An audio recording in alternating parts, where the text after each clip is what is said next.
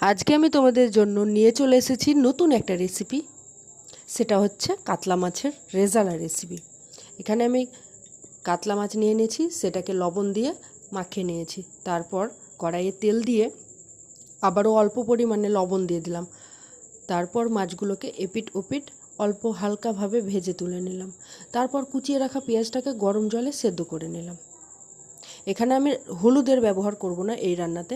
তারপর কড়াইয়ে তেল দিয়ে মৌরি, শুকনো লঙ্কা, তেজপাতা দিয়ে সেদ্ধ করে রাখা পেঁয়াজের পেস্ট দিয়ে দিলাম।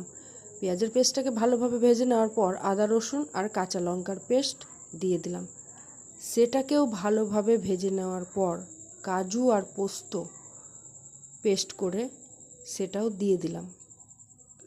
আবার ভালোভাবে মশলাটা কষিয়ে নেওয়ার পর রুম টেম্পারেচারে রাখা ফ্যাটানো টক দই দিয়ে দিলাম। এবার ভালোভাবে নাড়তে থাকলাম যাতে